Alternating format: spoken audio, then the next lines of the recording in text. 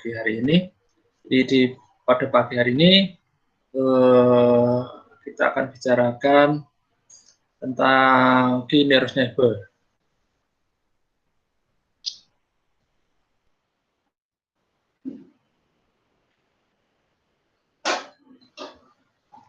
Ya, jadi yang kita bicarakan sekarang adalah masih berkaitan dengan masalah klasifikasi. Jadi tolong diperhatikan karena kalau di Indonesia itu kadang-kadang dicampur adukkan. Gitu. Ada clustering, ada klasifikasi, ada pengelompokan. Ya. Jadi pokoknya semuanya itu dikelompokkan, ya, dikelompokkan. Dikelompokkan itu nggak jelas ya. Apakah itu mau klasifikasi atau clustering ya. Jadi pokoknya kalau dikelompokkan itu bisa dua-duanya. Padahal itu kan tidak ya. Jadi kalau clustering itu hanya mengelompokkan aja, tidak ada yang namanya label dan dia hanya istilahnya memprediksi aja, deskripsi aja. Sedangkan kalau klasifikasi itu pasti ada label kelasnya. Jadi tujuannya khususnya itu memprediksi, ya. Jadi memprediksi kemungkinannya untuk suatu kasus tertentu nanti itu seperti apa. Ya. Jadi kalau seperti COVID itu kan pasti akan yang dipakai itu adalah klaster mana, gitu ya. Karena dia akan istilahnya mengelompokkan berdasarkan kondisi dia apakah positif atau negatif. Jadi dia mengelompokkan gitu. Jadi, seperti itu. Jadi dia hanya mengelompokkan berdasarkan suatu karakteristik tertentu. Jadi dia tidak mampu memprediksi. Oke, nah kita lihat seperti ini. Ya, clustering itu adalah kalau pakai KNN itu namanya ketetanggaan terdekat ya. Jadi yang kita lihat misalnya kita punya sama seperti di KNN itu kita menentukan dulu namanya kita punya berapa kelompok ya. Nah, kemudian kalau sudah jelas ada kelompoknya, kemudian kita akan memprediksi ya suatu data baru. Jadi kelompok ini sebenarnya sama seperti kalau kita itu apa ya? Kalau mungkin saya sering pakai model baju gitu ya. Ini Anda mungkin kalau saya itu istilahnya mungkin bajunya ukuran L ya, mungkin ada yang lebih Israel atau apa ya. Jadi kelompok ini berdasarkan label kelasnya mau seperti apa. Ya, jadi misalnya ada kelompok seperti ini dan kelompok satu seperti ini. Nah, ini ada data baru. Nah, ini kita lihat data baru ini jaraknya nah, jadi dihitung satu-satu nanti.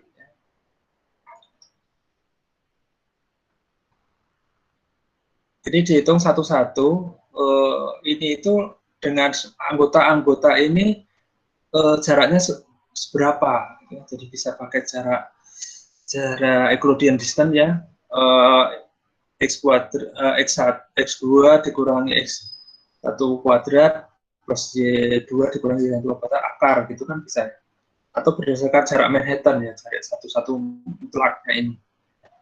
Nah, ini dihitung satu-satu. Nah, kemudian nanti setelah dihitung satu persatu dengan semua elemen ini, nah, data baru ini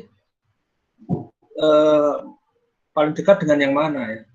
Dia lebih banyak dekat dengan yang sebelah ini atau dengan yang sebelah ini. Kalau dia lebih banyak dekat dengan anggota-anggota ini, maka berarti data baru ini masuk ke sini. Ya.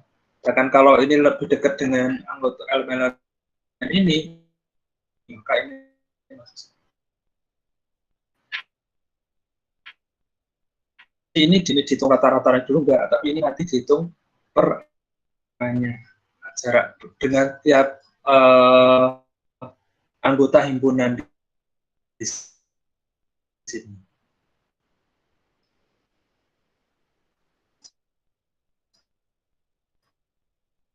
Ya, tentukan jumlah tetangga itu mau berapa, misalnya 5. Kemudian ambil data terdekat ya. Jadi ambil dari elemen ini diambil 5 mana yang terdekat adalah 5, misalnya 5 yang terdekat. Ya. Nah, kemudian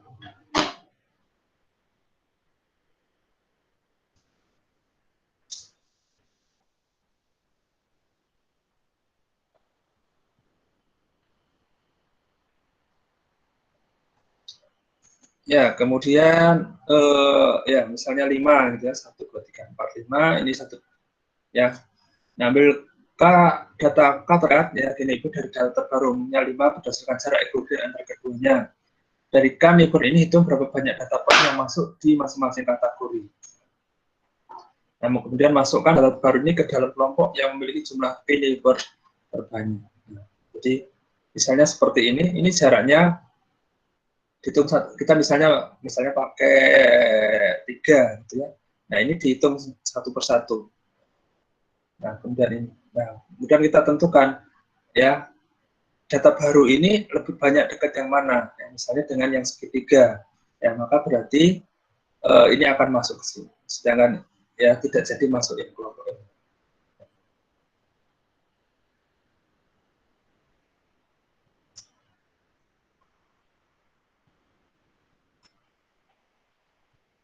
Nah, begitu ya. Nah, jadi ini seperti ini perhitungan jarak Euclidean ya. Jadi X2 mungkin Anda dari SMA itu sudah hafal ya, Pythagoras ya. X2 dikurangi X1 kuadrat ya. Kemudian Y2 dikurangi Y1. Nah, kita akan dapat jarak ini. Itu kalau Euclidean ya.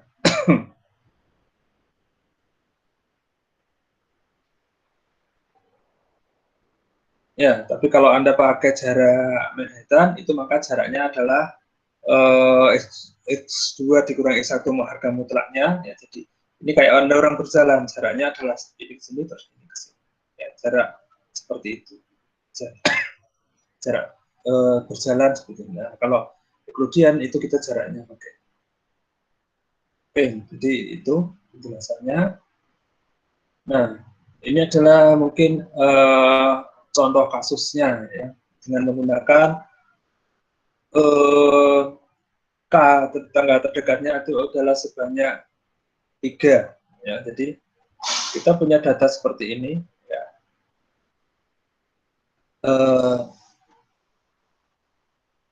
Seperti ini ya. Jadi ada rumah, kemudian bahwa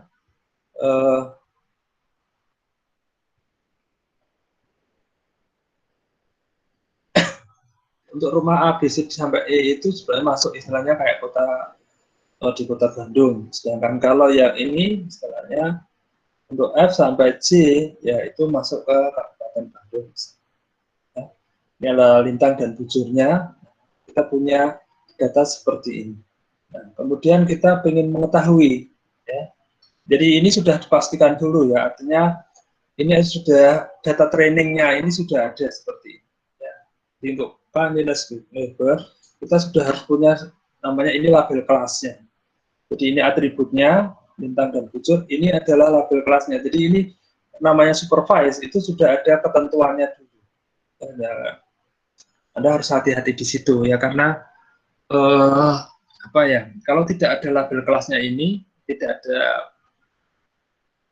kategori ini, maka kita tidak bisa melakukan proses klasifikasi. Jadi kita mungkin hanya bisa melakukan proses yang namanya clustering. Jadi ini sudah pasti dari data yang kita punya fakta seperti ini, ya, lintang dan bujurnya seperti ini. Nah, sekarang kita ada suatu fakta baru, ya. Ada fakta baru. Nah, ini masuk ke kota atau kabupaten. Ya. Oke. Ya, ya, jadi independen ini istilahnya variabel faktanya adalah latitude dan longitude. Jadi ini adalah lintang dan bujurnya ini adalah variabel independennya. Ya. Nah, sedangkan ini adalah independennya karena lokasi ini masuk ke suatu label tertentu berdasarkan ini lintang dan bujurnya. Oke. Nah, misalnya sekarang kita hitung satu persatu menggunakan jarak Euclidean. Ya, jadi ini kemudian sudah disorting. Jadi jarak untuk X itu dibanding dengan seluruh titik seluruh rumah itu kita bisa hitung seperti ini. Ya. Di 19 itu nanti kita akan lakukan perhitungan, ini dihitung ya. Jadi X2-nya misalnya X, ya ininya X1-nya adalah yang ini. Y-nya ini, maka dikurangi terus dikuadratkan. Nah, kita akan dapatkan hasilnya kurang lebih seperti ini. Jaraknya, jarak Euclidean rumah X terhadap H adalah 2,24, kemudian C itu 300, seperti ya, sampai. Nah, ini kemudian disorting berdasarkan jarak yang terdekat. Nah, kita dapatkan fakta seperti ini. Nah, kemudian karena kita pakai Q-nya, K-nya itu adalah 3, maka kita dapatkan hasil seperti ini. Nah, dari keanggotaan seperti ini kelihatan bahwa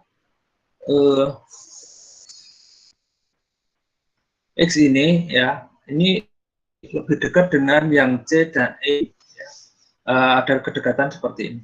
Ya paling terdekat sebenarnya ada H, tapi ada anggota dari suatu label pasnya itu C dan E itu lebih dekat seperti ini. Nah, makanya dari fakta yang seperti ini, maka X itu kita tetapkan sebagai masuk ke wilayah kota, karena itu dekat dengan C dan E. Ya. Itu jadi kurang lebih untuk KNN ya, kurang lebih tekniknya adalah seperti itu. Ya. Sampai di sini ada pertanyaan? Kalau tidak, mungkin saya lanjutkan. Belum, Pak. Silakan. Nggak ada. Oke. Kalau tidak, saya lanjutkan ke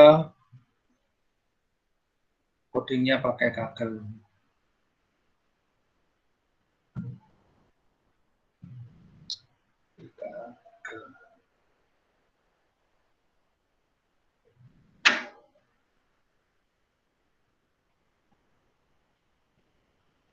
Ya, jadi saya sudah share ya ini. Jadi kurang lebih masalahnya sama, ya. Masalahnya sama-sama mengestimasi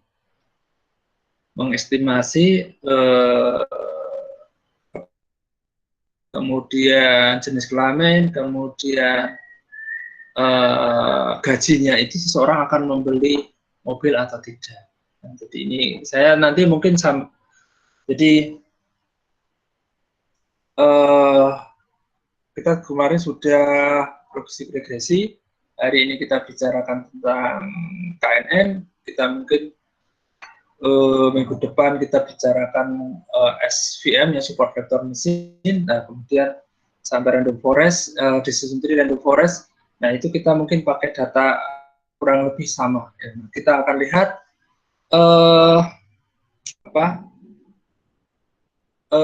akurasinya. Ya. Jadi dari confusion metric nanti kita bandingkan.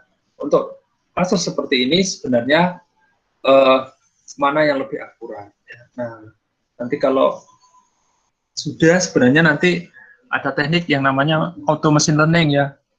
Dari data yang kita masukkan itu nanti sistem bisa secara otomatis mendeteksi mana yang paling akurat ya. Kalau sudah yang akurat, nah itu yang harusnya kita pakai ya, untuk mengestimasi untuk khusus tipe data tersebut. Karena untuk tipe data yang berbeda mungkin akurasi suatu algoritma akan berbeda ya. Dan mudah-mudahan Anda dengan adanya code seperti ini ya semua cepat lancar skripsinya gitu ya. Nggak perlu nunggu lama ya, codingnya kan sudah selesai semua. Kalau yang ambil skripsi machine learning, oke? Ya, jadi ini library standarnya. Jadi kita pakai Pandas, Matplotlib, Seaborn. Ini Seaborn itu untuk eksplorasi data analisis ya, SAP-nya itu. Ini Python data analisis, ya, NumPy untuk numerical. Nah, ini model-model mesin learning-nya itu kita pakai Scalon. Ya, oke. Nah, kemudian kita baca.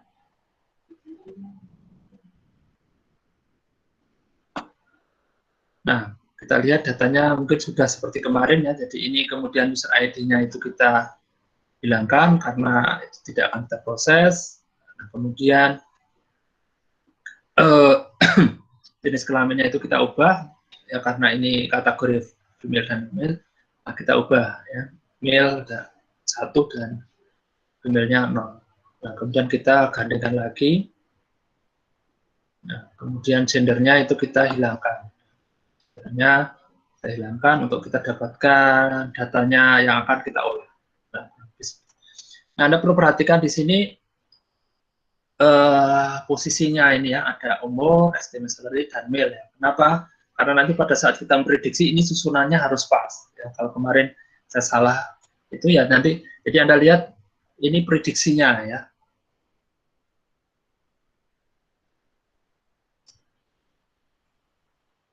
Anda perhatikan itu prediksi ya, artinya peramalannya akan seperti itu. Ya, jadi ini Anda harus perhatikan bahwa ini adalah keputusan ya, bahwa seseorang itu akan membeli atau tidak. Ya, dari faktanya itu adalah umur, gajinya sama. Oke. Nah, ini kemudian kita hilangkan.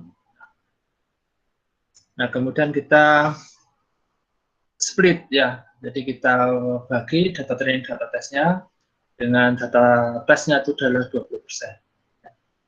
Datanya ada 400 ya. Nah, jadi sebenarnya kalau Anda riset di machine learning itu sebenarnya yang bermasalah itu adalah cari datanya gitu ya. Karena harus memenuhi misalnya dalam jumlah yang sangat besar gitu ya. Nah, kalau cuma datanya cuma 20 gitu, terus ngapain gitu ya, nggak layak gitu ya untuk trainingnya. Nah, oke. Nah, ini untuk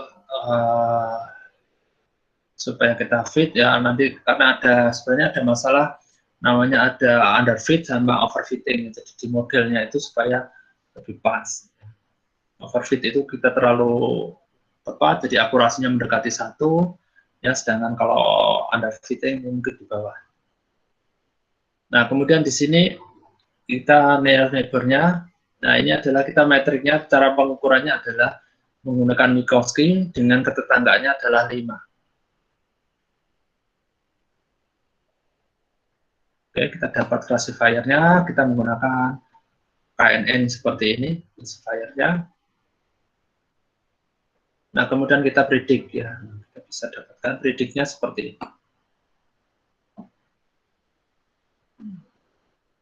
Kita predik seperti itu, ininya. Kemudian kalau mungkin kita y-test, harusnya y-test. Nah, jadi kurang lebih ini Anda lihat, ini urutannya bisa ya. Jadi kalau ini prediksi dari model, sedangkan ini adalah dari aktualnya. Ya. Jadi Anda bisa bandingkan, ya. Jadi misalnya apakah ini sama apa tidak prediksinya. Ya. Nah, kemudian mungkin sudah kemarin kita bicarakan confusion metriknya. Ya. Ya, jadi ini prediknya, ini faktualnya bagaimana. Jadi sisi sebelah sini ini adalah faktual, ya, sedangkan sisi ke bawahnya itu, sisi ke kolomnya itu adalah prediksinya. Nah, kemudian kita bisa lihat akurasinya. Nah, kita lihat dengan data ini, dengan confusion metric seperti ini, kita punya akurasi 0,9. Oke. Nah, kemudian dari itu, kalau kita sudah menghitung seperti ini, kemudian kita bisa melakukan suatu prediksi. Ya, jadi misalnya seperti ini, seseorang yang berumur 20 tahun, pendapatannya 90.000, ya, kemudian dia seorang laki-laki, itu kira-kira akan membeli mobil atau tidak? Kita lihat, nah, ternyata tidak, ya. Nah, kalau misalnya ini adalah seseorang, ya, mungkin kalau Anda kita tambah 0, nah, kita lihat pendapatannya segitu, apakah seseorang akan beli mobil atau tidak. Nah, kita akan lihat bahwa dia seorang berumur 20 dengan pendapatan gini, dia laki-laki, dia akan cenderung. Nah, kita lihat kalau misalnya ini seorang perempuan, ya. Ya, jadi Anda perhatikan konstruksinya ya. Jadi inputnya, susunannya ini adalah umur, kemudian ini adalah gajinya, dan ini adalah jenis kelamin. Ini sesuai dengan yang di atas ya, sesuai dengan data tesnya yang ini. Ya. Jadi umur, estimasi salary, dan male-nya jenis kelamin. Kalau tidak, ya nanti jadi salah prediksi kita. Kayak kemarin saya salah. Ya, dia akan cenderung. Nah, kalau kita lihat pendapatan kita turunkan nolnya, kemungkinan dia akan. Nah,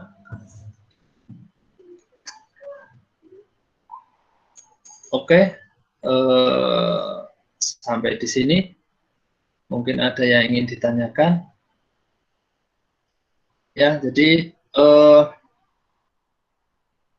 silakan Anda coba ya. Anda coba nanti datanya dengan data yang kayak seperti kemarin, data klik advertisement-nya itu ya, supaya mungkin Anda bisa mencoba. Gitu ya. Jadi saya mungkin tidak meminta Anda untuk share ke saya, mungkin saya banyak mengkoreksi agak repot juga, tapi silakan Anda mencoba dengan dataset yang berbeda. Ya. Konsepnya kurang lebih sama. Ya. Jadi supaya Anda paham dengan konsep klasifikasi menggunakan KNN. Oke, ada pertanyaan? Ada yang pagi, Pak? Iya, selamat pagi. Ini Pak, saya mau tanya soal akun e-learning saya di Unisbank. Iya. Kan yang baru itu kan ada ID baru kan Pak? Iya. Nah itu kan pas itu masih pakai akun lama. Nah yang akun lamanya itu saya tidak bisa masuk Pak, padahal sudah memasukkan password yang benar. Oke, nanti nganu aja, nanti Anda WA ke saya aja ya, jadi supaya di grup inbound Unisbank kan ada ya Anda ya, kita masuk ya. Ya sudah. Ya, Ya, saya nanti sudah lapor ke Pak ini Jeffrey. yang aku learning ya. Iya, Pak Jeffrey. Ya, katanya coba ke ini kan ke Bapak apa kan mungkin. Enggak, karena saya itu adminnya Pak Jeffrey ya. Jadi saya kalau nganu saya pasti akan Pak Jeffrey gitu. Ya. Jadi nanti saya WA Bapak aja ya, Pak, buat Bapak. Ya, di yang inbound itu aja ya, di yang inbound apa Unisbank kan Anda masuk di situ grup WA-nya. Ya, di Gmail-nya juga sudah saya kirim, Pak. Iya, ya jadi karena yang mengelola itu Pak Jeffrey ya. Jadi saya tutup aja kalau ada komunikasi saya pasti akan ke Pak Jeffrey-nya. Ya. Oke, mungkin ada yang lain silakan. Oke, jadi begini. Apakah ada kesulitan dengan menggunakan Kaggle-nya? Silakan mungkin. Ya karena ya bisa bilang bahwa itu kita akan jadi lebih mudah, jauh lebih mudah ya. Jadi maksud saya kita tidak perlu install, kemudian cari datanya download. Ya, jadi saya berharap kita akan terbiasa dengan itu. Oke, ada yang ingin sampaikan? Halo Pak. Ya. Saya ingin tanya Pak. Sebelumnya kan kami belajar tentang rapid miner kan Pak. Kami juga pakai. Konsepnya itu berarti sama ya Pak dengan itu Kaggle ini. Cuma dia dalam bentuk program jadi. Ya, jadi begini ya. Kalau rapid miner itu kan kita tools jadi gitu ya. Jadi tinggal pasang-pasang gitu tuh apa ya? Artinya kan gini. Kenapa kita pakai Python misalnya? Ya karena pada akhirnya sebenarnya kita berharap kita bisa misalnya dibangunkan di suatu aplikasi. Ya, misalnya nanti pakai Flash gitu ya. Jadi supaya kita bisa pakai web, library-nya dimasukkan di situ kan kita bisa unggah di situ ya. Nah, sedangkan kalau kita pakai Rapid Miner itu pertama Ya walaupun itu ada yang open ya. Tapi menurut saya kalau saya orang programmer itu lebih enak kita coding gitu ya, karena itu kita akan lebih cepat menyesuaikan, kita tahu masalahnya, kemudian kita ingin misalnya ya sesuai dengan yang kita inginkan gitu. Nah, kemudian yang pertama, kemudian berikutnya yaitu kalau olah datanya, kalau untuk sesuatu yang sangat besar itu kalau pakai Rapid Miner kan mungkin sulit ya, artinya Anda harus pakai laptop dan segala macam. Kalau kita riset yang berat-berat itu kan mendingan pakai engine-nya Kaggle, itu kan kita bisa pakai 16 GB dan segala macam. Tapi kalau ya karena kita itu kan orang IT gitu ya, harapannya itu adalah kalau orang computer science ya, informatika itu bahwa sebenarnya kita punya apa ya, kita akan terbiasa dengan codingnya, pemrosesan algoritma dan segala macam. Itu yang nilai lebihnya kita. Ya. Dan kalau Anda nanti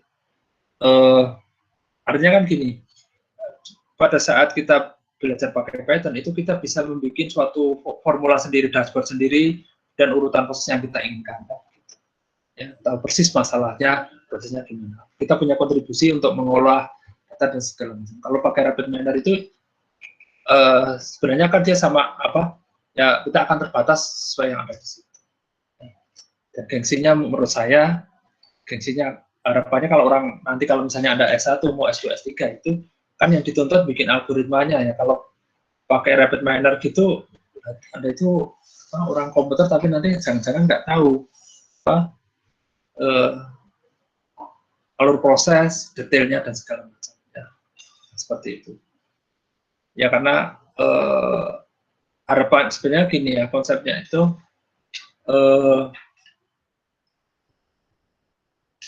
bahwa pada satu saat sebenarnya kita mungkin bisa mengembangkan algoritma itu. Jadi dari prosesnya itu kita bisa mengembangkan suatu fenomena yang berbeda. Misalnya kalau saya contoh itu ya disertasi saya itu kayak search engine tapi untuk perundang-undangan gitu ya. Jadi kenapa? Ya, jadi kalau teks biasa itu news online itu nggak ada suatu struktur. Ya. Nah tapi kalau di undang-undang itu kan ada judul, kemudian ada bab, dan pasal dan nah sehingga kita bisa mengubah itu dengan bahwa keyword yang ada di judul undang-undang itu punya bobot yang lebih dibandingkan yang ada di isi dan segala macam. Nah itu jadi maksud saya kenapa Python itu di apa library Python misalnya segala macam dilepas ya harapannya kalau yang sudah ada sudah Anda pakai aja nah dengan segala macam tipe data. Nah selanjutnya adalah tugas kita adalah mungkin Anda ada inovasi untuk mengembangkan algoritma itu. Nah, makanya kan sebenarnya data scientist ini kan kalau kata orang di informatika sebenarnya itu adalah nilai lebih kita. Kenapa? Karena kita tahu istilahnya struktur data, database dan segala macam. Sedangkan kalau orang mungkin ya orang yang dari ekonomi segala macam kan mungkin pemahaman seperti itu kan kurang. Nah itulah. Jadi kalau saya sih menganjurkan kalau kuliah saya kalau dulu memang zaman awal-awal belum Python-nya belum berkembang mungkin saya pakai itu. Saya tidak kita mungkin apa ya? Mungkin kalau cukup waktunya di machine learning itu kita coba nanti kita hosting ya, coba pakai Python Anywhere gitu ya. Coba mungkin saya tidak janji gitu ya. Nanti mudah-mudahan kita bisa, artinya begini, jadi kuliah ini bukan hanya sekedar pakai lebih nyoba gini, tapi kita harapannya bisa membangun suatu sistem ya sehingga kita bisa apa memang jadi kayak sistem machine learning berbasis web ya sehingga kita bisa ubah pakai Flash. Oke, mungkin itu jawaban saya. Silakan mungkin ada yang lain. Ya jadi sebenarnya kan ada alternatif ya. Jadi kalau saya itu kemarin sebenarnya pengen berharap dari library itu saya bangun sendiri ya pakai GUI-nya Python kan itu ada tkinter gitu ya. Cuma sibuk gini jadi nggak sempat.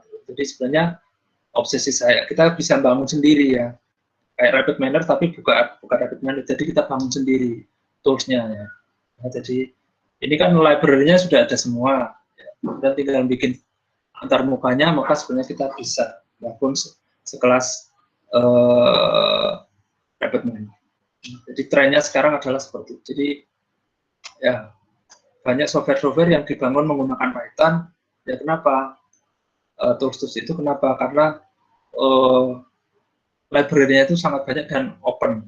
Gitu. Jadi akan lebih mudah orang untuk mengembangkan.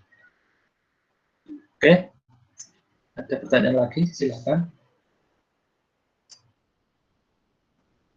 Ya, jadi saya menganjurkan kita pakai Python atau bahasa R itu supaya kita beda. Ya.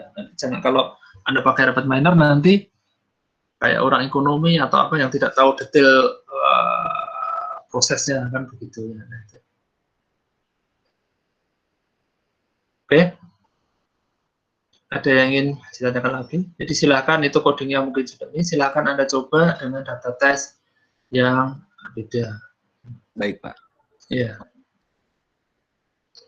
Oke, jadi mungkin kalau tidak ada pertanyaan lagi, saya coba sekian. Jadi saya berharap Anda bisa coba sendiri ya. Jadi tidak perlu setiap kali saya minta Anda untuk assignment gitu, silahkan Anda eksplorasi sendiri. Ya, karena waktunya yang tidak mungkin ya saya mengawasi Anda semua ya. Kecuali kalau di lab saya mungkin bisa mengawasi ya. Kalau Anda gantian presentasi kan juga mungkin repot. Oke, dari saya sekian, saya ucapkan sekian kuliah pagi ini. Selamat pagi, wassalamualaikum warahmatullahi wabarakatuh. Waalaikumsalam. Warahmatullahi wabarakatuh. Terima kasih, Pak. Waalaikumsalam. Terima kasih, Pak. Sama-sama. Pengen nanya.